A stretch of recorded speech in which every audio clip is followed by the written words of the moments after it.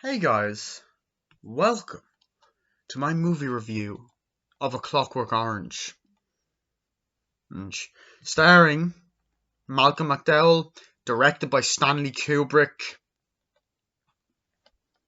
Ick.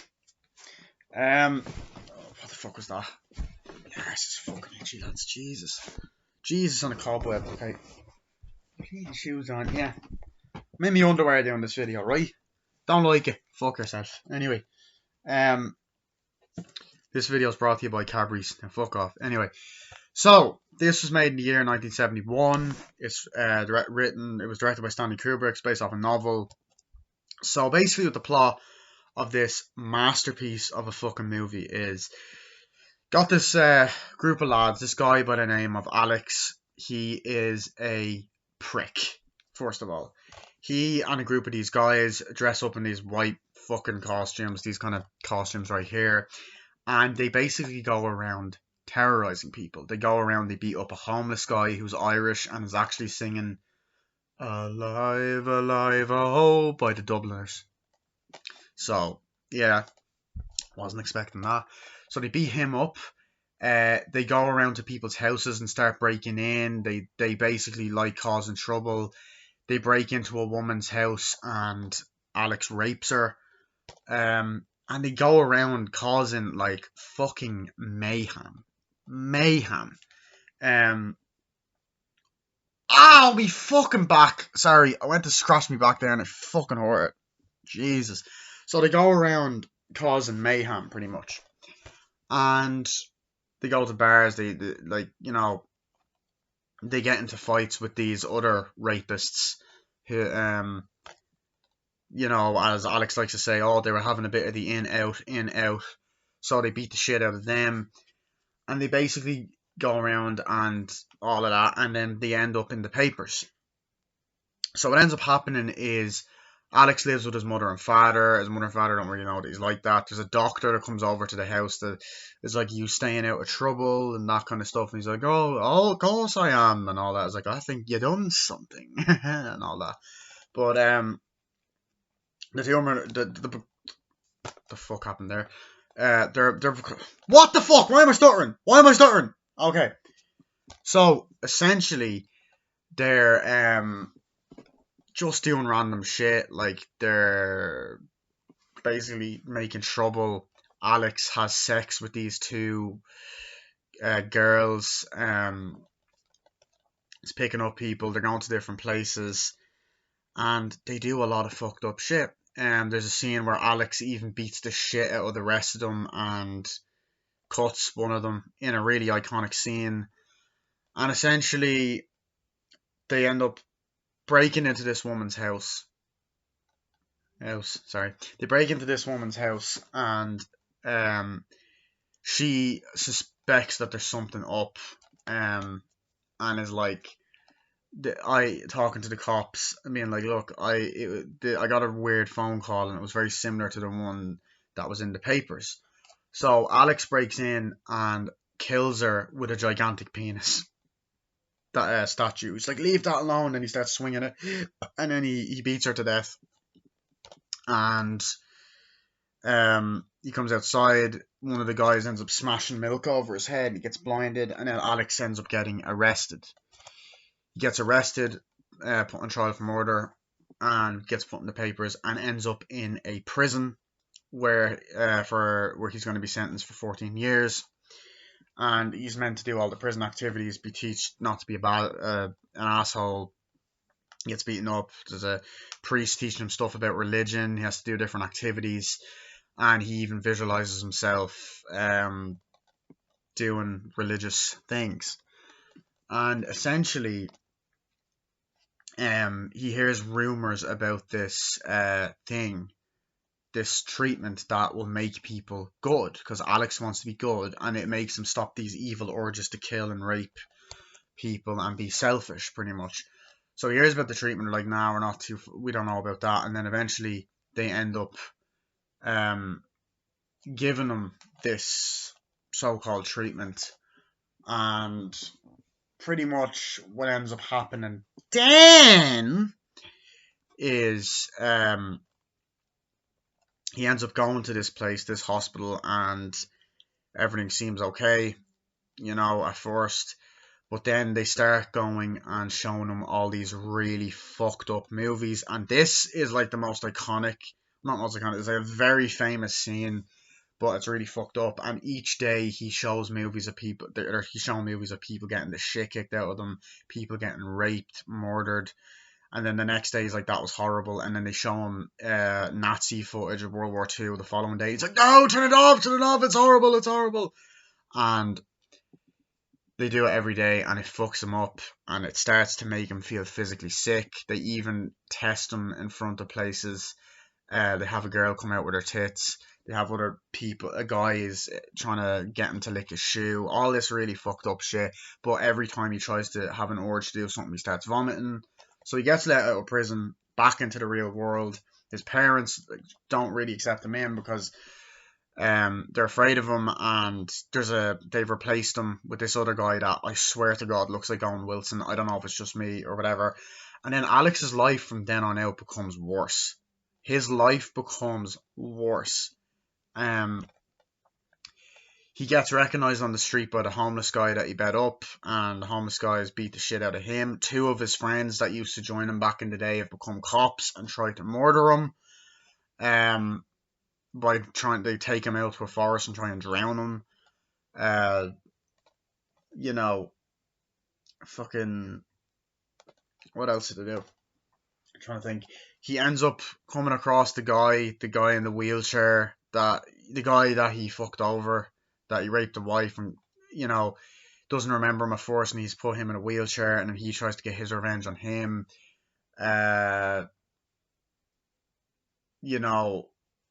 He can't listen to certain types of music. He gets poisoned at one point. And then later on in the movie, near the end, he tries to kill himself by jumping out of a window and ends up paralyzed in the hospital. And then the movie ends with them blaring music at him. And pretty much his life becomes a living hell when he tries to get back into the real world. And that's it. This movie is a fucking masterpiece. Where do I even start? First of all, the way it's fucking filmed and the style that Stanley Kubrick has in these fucking films. Holy shit. Like, the opening shot is one of the most iconic fucking opening shots to any fucking movie. Like, ever. This amazing, you get the amazing music at the beginning, and you get this amazing shot of Alex with a really evil expression on his face, and it's zooming out, and he's narrating, and it's this amazing zoom and pan and shot, and everyone around him is looking almost like a mannequin. And there's all these really sexually weird mannequins about and stuff like that. And this nice long panning shot of him narrating and just saying, "Oh, well, brother, this is my tale," and all this shit. And right in the first scene, you know that he's a sinister bastard, not just by the way he smiles, but the stuff that he does. Do you get this great moment where they're driving and the green screen behind them, like, ah! And then you see the cars fucking and the vans crashing, and they're like, ah! They're going crazy like that. And it's just a great fucking moment, And right away, you know that Alex is not a character you want to fuck with. And then later on, his weakness gets tested, but you get this scene, you've got an Irish drunk guy singing on the roof going, "Alive, alive, in Dublin's fair city, alive, alive, oh," and all that. And then Alex and a bunch of them are like, hello there. It's like, spare some Dot Brothers. Like, "Oh yeah, we do." Here, it's like, is he singing? Like, "Oh, you young lads want to help me?" He's like, "Oh, no, brother, I don't think we can, brother." And they start fucking hitting him and beating the shit out of him. And going, and he hits onto his chest, and he puts the stick on the chest at first, and then just goes, and then starts fucking hitting him. And it's fucked up in the first scene. So you're like, okay, these are obviously people you don't want to fuck with. And then they go off, and there's this scene where you see a bunch of these guys, and they're brutally raping this poor girl. She's naked and shit.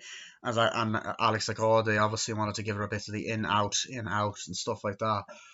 Um, and you get this really graphic kind of scene, and they're doing all this shit to her, and essentially the guy's like, come on, and you can't be doing that now, can you, bud, and all that. And then the girl runs away, and they come over and they start fighting and beat the shit out of them motherfuckers. Um, and they hit them and all, and it's really disturbing from the get go. Like straight away, it's disturbing. But there's another like one of my favorite things about the movie is the use of sets, cinematography, and it's kind of set in the future as well. Um, I love the way the movie looks. There's a lot of amazing shots of like there's the shot of Alex holding the milk. Um, there's the shot where they go back to the mannequin place and like oh yeah, it's nothing personal, love. He's like, sorry, I hope you don't mind. And then one of the guys pours milk from the mannequin's tits, and then they're talking. They see other people sitting across, and then they're talking like, oh yeah, brother, we'll do this, brother, and all that. We could go and hit this house, brother. We get all these nice shots and like symbolism, and there's shots of like crucifixes and Jesus and stuff, with like a lot of sexual images, the knobs out or whatever. Um, and then obviously you got that really fucked up scene, which has become infamous. Like, oh, we could go to this house, can't we? And we drive and stuff. They drive there, like, oh, let's go in here, and essentially there's a couple, and this really nice looking house, by the way, this extremely futuristic nice house, like, oh, who could that be at the door? And then there's a nice pan of the camera going past, and the guy walks up and he's like, oh, please help me, I've been in a terrible accident, and all that stuff. And he's like, oh, what's wrong? He's like, oh, my friend, he's about to die. He's like, it's a laugh at that situation, he's gonna die, and all that. And then he's like, I'm sorry, but we don't open things to people past like 12 or whatever. And then he's like, okay, no, but it's an emergency. He's like, oh, like, do you have a telephone? He's like, no, we don't have a telephone. That's a bit weird. It's like, there's one down the block. He's like, that won't do. He's dying. And they open it, and they're like, hi, and then they beat him up, her up, and they're like, what are you doing? And then they start fucking coming in and go, ha ha ha, and they start trashing the place and throwing shit down and just terrorizing this poor fucking couple. Um, and then Alex starts singing, I'm singing in the rain, in a really sinister moment. They start beating up the guy, and they grab the woman like, oh, let's go. And then he gets the knife and he cuts open, and you see, brutally rapes the woman. Your tits are out. They're like holding her, all laughing demonically. He's like, oh yeah. And then Alex pulls his pants down and starts to rape this poor woman. It's kind of like, oh, implied. And then like, it's really fucked up and nasty, and it ends up in the papers. And it's just a really hard to watch scene. It's probably the most disturbing scene in the movie. And there's a lot of scenes like that, of course, as I mentioned, just the scene later on. Like, let's bring you in for this. And he's like, okay. And then they're like, oh, so they put these things on my eyes, and then they're putting these things on his eyes, and this fucking eye drops. And like, it looked painful. Like, it looked fucking painful. And then it's like, so this is like, we're gonna, and all that. And like, right, we're gonna start now. And then they show it, and they show these scenes. Like, at first it was like a Hollywood production, but it got really messed up. And then you see this really graphic movies of guys that are dressed exactly like him, beating the shit out of this guy, and then a woman that gets raped, and he starts kind of like saying, then I started to feel sick. I started to hate it. And then he says in the hospital to the woman, like, it was horrible. And I was like, right, well, you have a double session tomorrow. And he's like, a double session? That was horrible, And she's like, yeah, well, that's the proof that violence is bad. So that's proof that you're getting better and you're not done yet. So then you get that infamous scene where you see like the Nazis and the archival footage of World War II and the Holocaust and all of that shit. And he starts going, this horrible place, turn it off. And it's like, no, we can't turn it off yet. And then he's like, I don't want to do this anymore. He's like, well, I'm cured now. I realise that violence is horrible. Turn I was like, you're not cured yet, Alex, and all that. And it's just a really disturbing scene. It's also hard to look at him like that, and there's all these close-up shots of his eyes, but it's just brilliantly done. You know, it keeps you like similar to The Exorcist. It's a movie that will keep you gripped. You know, the beautiful cinematography, you know, and shots and the houses and stuff. Like there's that amazing scene where he's walking through this kind of place and it's like a bar or whatever, and he's chatting these two women up like, oh, you want to go there? I think you like it. Oh, will I? Yeah, and he's talking to this woman, these two women, and he's flirting with them and stuff, and then eventually he brings them home and has sex with the two of them, and the video kind of starts, the film starts speeding up, and it's like shown like that. But it's like little things like that, you know, little different film techniques that are nice, and the shots of the mannequins and like almost symbolism, you know. Um, I really like the scenes with him and the group. Friends, Dim, I think is one of the characters' names. Yeah, Dim. Um, I like the whole part where they're sitting there like, oh, let's go around, lad, and all that. And Dim's like, oh, what? Oh no, I didn't do that, Alex. I didn't do that. It's fine. It's like, really? And then Dim says something cheeky. He's like, what did you say, Dim? I was like, don't you lie to me, Dim. And like right away, Alex is just threatening, and Malcolm McDowell plays the role so fucking well. The guy just plays sinister and innocent so well, and this, I'm not beating around the bush saying that this is his best performance. Like the guy is a shit. Like I've seen him in a couple of things. He was in an episode of South Park. Which South Park has parodied this movie many times. Um, no, he's parodied. No, not many times, but they've parodied Kubrick many times. Um, you know, he's in an episode of South Park, and he was in, as the British person, he's played Loomis and Rob Zombie's Halloween 1 and 2, which I fucking hate those movies. I'll get to them eventually. And he also was in Easy A and Home Alone 5.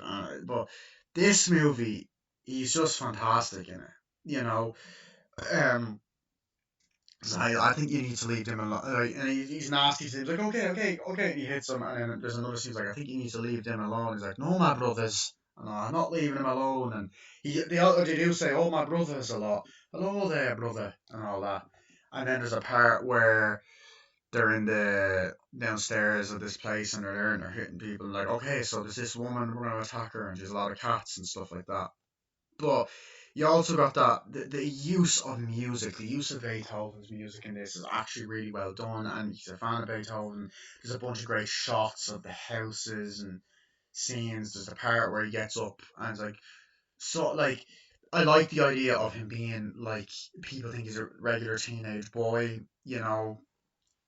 Um, like his mom wakes him up for school. He's like, come on, son, you gotta go out here. It's your time to get up. He's like, I don't know, Mum. I'm feeling sick. I might go away in the afternoon. He's like, come on, you're gonna be late for school. All right, I'll bring you breakfast in the morning, right now, and stuff like that. I also love how British this movie is. I know it's a British movie, but I love it. And I'm not gonna lie, the 70s, early 70s, and the shot and the way the movie's shot and the look to the movie and the kind of aspect ratio that the movie is shot in, it really adds to the eeriness and the creepiness of the movie. To me, this is a horror film. I don't care what anyone says. This is a horror movie. Um, Whatever, horror film. And it's like, right, it'll go. And there's just this amazing shot of the fucking room, and he gets up and he goes, and he's in his underwear, and then the guy goes, "Hi, Alex, hello." And he's like, staying out of trouble that way. He's like, no, I think you done something bad. But he's like, oh, sir, I haven't done anything bad. And he's good at like manipulating people. And he gets the water, and the guy drinks it, and he goes off. You know, there's a lot of great moments like that. I love the scene, of course, when they're walking and he's narrating, and it's like in slow motion, and then he just starts fucking hitting everyone, and he starts fucking hitting the guy next to him. He falls into the water, and he starts just hitting him and beating the shit out of them. He cuts one of their fucking arms, and they fall into the river. And then you cut back to like them in the bar, and like, so I think that's what we're gonna do. I think it's okay. I have to just take my anger out on you. And you just know that there's something not right about this guy. I mean, fucking look at that face, bro. But I know South Park parodied that in the King and Friends episode. But you know, you get that scene like the first half of the movie is a lot more like showing these guys. It's like the three act structure really works. It's showing these guys at the beginning, and it basically shows you not to be fucking violent. Essentially, there's a great moment where don't know what I done that, but there's a great moment where what's his face? Oh, what is his fucking name? Alex. Yeah, sorry. There's a great moment where not a great one, but like they're talking about this one, like, oh, we're gonna go and invade her house and fill with cats, and this woman has a bunch of cats and like is doing all these exercises. Once again, a lovely house, very futuristic looking, nice cinematography there. And then essentially, Alex goes to the house and they're like, okay, so there he is. They drive like, mom, there's been a terrible accident and all. And he's like, oh, sorry, I don't like opening the door to strangers after night and stuff like that. And he's kind of like, oh, I'm sorry. I was like, sorry, I won't be like, just go down the road. It's like, oh, it's a life or death situation. It's like, no, you're gonna have to go down the road. It's like, all right, okay. So then she gets on the phone and is like, hi, sorry to bother you. I just got a really weird phone call from someone that sounded very similar to the one with the gentleman in the newspaper because it showed in the newspaper. And like, look, here it is, brothers. We're in the newspaper and all that. In another scene. Um, and then you see them all ganging up and climbing in and getting through the window and stuff like that. Um, to obviously commit the crime. I was like, yeah. So I was like, and then I love how you can hear what the cop is saying on the phone. I was like, do you want me to send down someone? And he's like, oh yeah, if that's okay. Then he breaks in. He's like, hello there, you're not getting away. He's like, how did you get in? He's like, you're not getting away yet. And then she's like, oh, what is this, you dirty bitch? And she's like, get away from here, you little bastard. And like, fucking hell, what's this and all that. And like, she's like, stop touching the dick. And then she picks it up and he starts trying to fucking hit him with it. And he's like dodging it and he's dodging it and dodging it. Hits her. Then he starts beating her to death. And it cuts to like this slight animation. Then they run out. And then the guy's just fucking smashing the hook into his face. Like, oh, I can't. Here you go. And he's like, I can't fucking see. Fucking hell. And then he gets arrested. Um, and then like that's the whole, setup, and then the movie kind of takes a different turn then because then we see him in prison and like he's brought in. He's like, oh, Alex, you're doing bad now. And then the doctor that you saw earlier stunning, he's doing bad now. And then they start kicking the shit out of him. It's like, that's not very nice. And and you get the scenes of the cops talking and like, okay, love, yeah, and the shot of them. And then you get him in prison. There's that scene like, you will address me as sir. I was like, yes sir. It's like, and then he's like, one watch, one this, one that. They're looking through the things. And Kubrick has this great sense that I really feel like a lot of filmmakers have kind of taken from him, like, of style. The great cinematography, the look of the sets, the futuristic style, and the long kind of scenes of dialogue. Um, that kind of shit. And like, there's a guy and like, okay, you gotta do this. You will address me. So I was like, yes, sir. And then he's like doing the whole strip search and you get to see Malcolm McDowell's penis. And then you get scenes of him in the library, you get scenes of him in the classroom. It's like, alright, you're all got to look this way. And you get really disturbing moments of Malcolm McDowell talking. And there was a bunch of perverts in here, brothers. And then like, there's perverts kind of going like that one, like really disturbing, eerie shit like that. You get to see him in prison, people going around, and then like the priest is doing things, and the priest is saying things like, "Can I have a conversation with you in private?" Because he's reading the Bible. And there's parts where you get whipped, and there's parts where he's visualized himself. I can imagine myself in Roman times, and you see him whipping people, and this nice imagination style, him whipping people, and he's like, I heard about this treatment that can turn me good. I want to be good. He's like, I don't think you should do it. I was like, no, I really want it. And then when prisoners are coming down to visit them, and he's like, you will do this, and you will do these orders. And he's like, you're absolutely right, sir, and all that. He's like, what did you say? He's like, oh, yes. What's your name? He's like, my name is Alex, and all that. He's like, yeah, you'll suit this treatment fine. And he goes to the hospital, and there's this amazing shot of them, like, like really nice long shots. Like, even later on, like near the end of the film, there's an amazing long shot of like a nurse walking through the hallway to Alex's room, and it's really fucking nice, you know. Really nice long shots that like I can see a lot of future filmmakers have tried to replicate, but it obviously originated from this. Um, like, oh yeah, you'd see the program and he goes and they bring him in. It's like, this is where he'll be, sign here, here, and here. It's like, yeah, read it. It's like, don't read it, just sign it. Like, I remember he said that in the prison earlier, so they bring him in. It's like, yeah, follow me, Alex. It's like, how did you sleep today? Oh, I slept all right. Yeah, it's fine and all that. And then when he's brought out into the real world, there's a lot of like, I don't know if the movie intentionally does this, tries to make you feel sorry for him, because you cannot feel sorry for a sick bastard like this. There's this scene where everyone is shown how the treatment works and the demonstration, like, do this, and then there's a guy like, I think you are. He's like, how are you today? He's like, I'm very good. He's like, I think you're a fucking prick and all this stuff. And he's like, I've never done anything to you, brother. And then he kicks him down and he puts his shoe on. He's like, lick my shoe. And he starts licking it and acts like an asshole. Then there's the part where the woman comes out with her tits and he tries to grab them, but every time he goes like, and anytime he tries to hit someone. And there's that demonstration scene, but the cinematography and the lighting on Malcolm McDowell's face is just fucking beautiful. And then he goes home. He's like, "Hello, Dad," and then his mother's like, "Oh, it's great to see you," and all. But is nervous, and the dad's really nervous as well. The dad's like afraid, like, "Oh, Dad's like, I keep him well." He's like, "Oh yeah," and then there's this really realistic long conversation between them. And then the guy's like, there's a strange man sitting there. It's like, you've, after breaking your poor mother's heart, you've done some horrible crimes and all that. You should be ashamed of yourself. And it's this heartbreaking scene. He goes to try go for him, but then he starts to physically feel sick and go, he starts to vomit. Um, and then because then there's a scene where he goes in and sees his bedroom, it's been used, and you know something's up, and there's a lot of great show don't tell moments like that.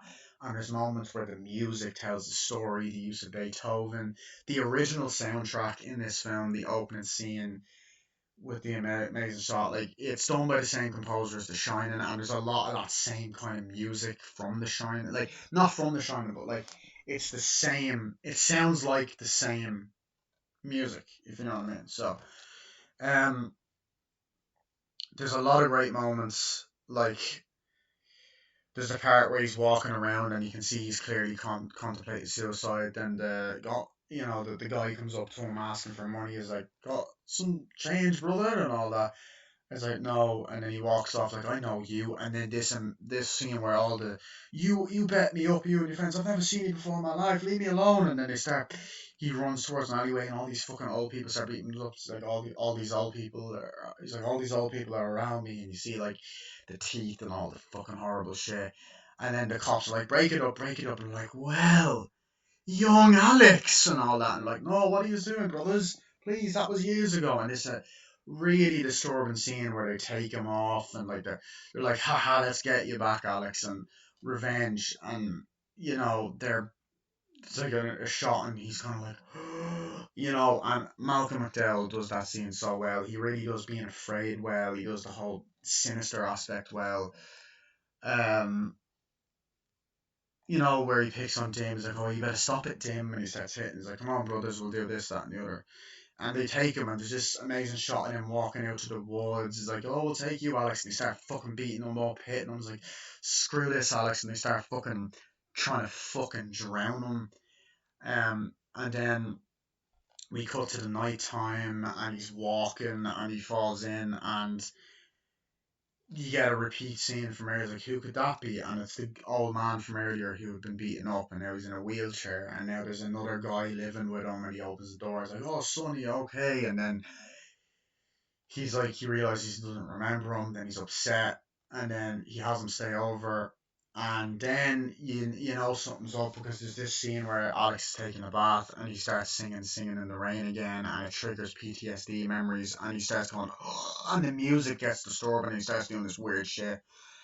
And then he calls these two people over, and there's this really intense scene of him talking, and having spaghetti, and he's like, have some wine, you know. He's like, no, it's fine, brother. He's like, have some wine. So he drinks it. It's like, oh, it's great. And he says like, these people come over. I've called people to try and help you. Oh, that I really must be going. No, stay. And they call and they start asking him questions like, how are you? And he's like, are you suicidal? Oh no, like I'm a bit down in the dumps, a bit depressed and all that. And he ends up collapsing and from poison. He's like, I feel like I could just drop dead, and he drops dead, or he doesn't drop dead. Sorry, he wakes up then, and they play Beethoven. He's like, stop, and he let me out, and he's locked in the room, and then he just jumps out the window, and like this shot of him like from his point of view and hits the ground, wakes up in the hospital.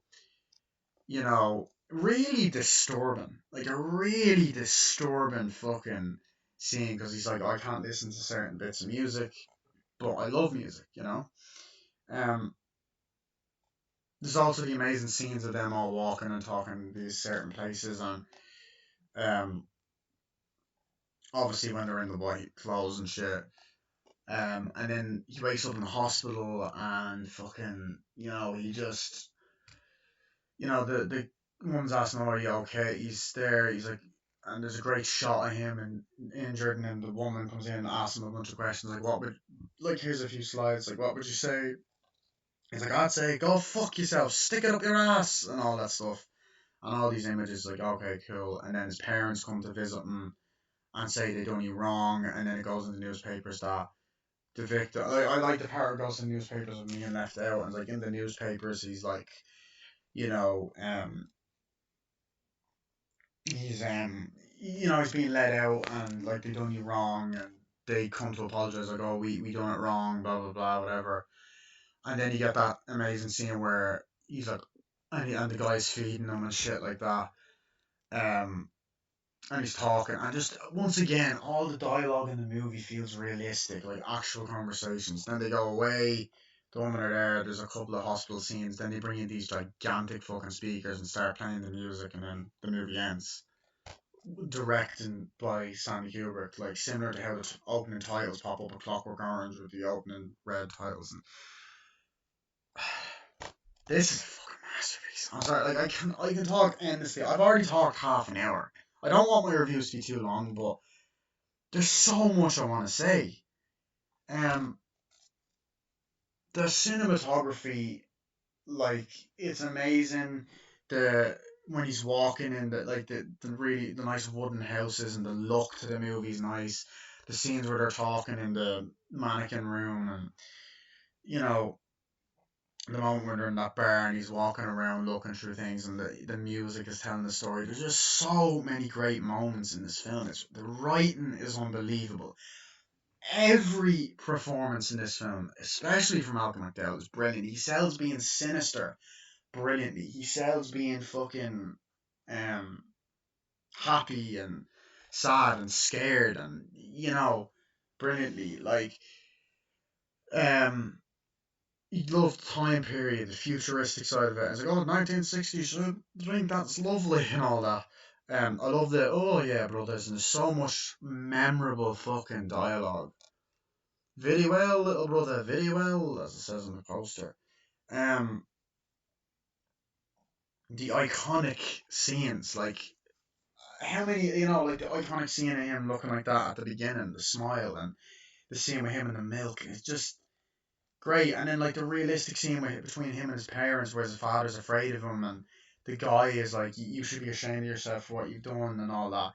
And a really disturbing film, but it's a really beautiful looking movie. And another thing I noticed is this movie looks like a painting, and I think that was intentional, because you do see all these sexual paintings and all these different works of art, and like, I think he goes to an art museum at one point. Yeah, he goes to this weird kind of futuristic looking place, and the movie looks like a fucking painting. Even the way that the white costumes look, you know, it's like a fucking painting. And I really, really love that aspect of this film. I think that it's excellent in that way. Um, and it's not just style over substance. It's brilliant style. There's brilliant directing, acting, everything. Um, Editing, writing, visually gorgeous to look at. Looks like a painting. holds up so well for the 70s. 1971, it's just brilliant looking movie. Has aged like fine wine. Timeless.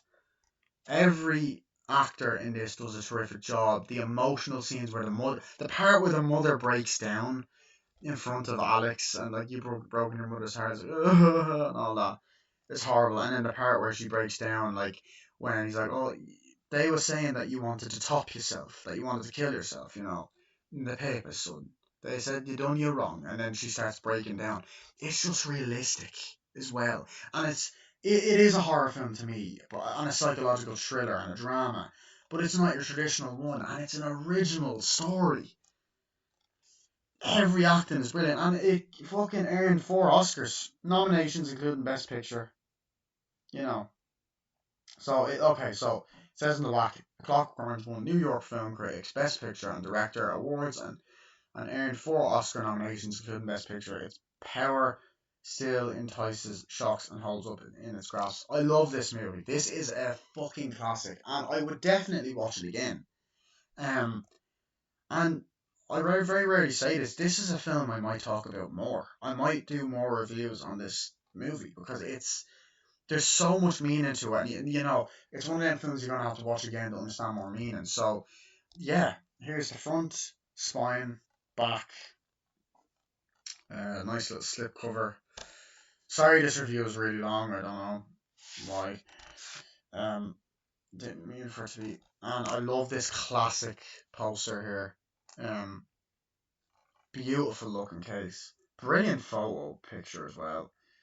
Um, there's the spine, and there's the back again. Yeah. So yeah, like that scene as well. The woman screaming, like that's when they attack her and stuff. Yeah.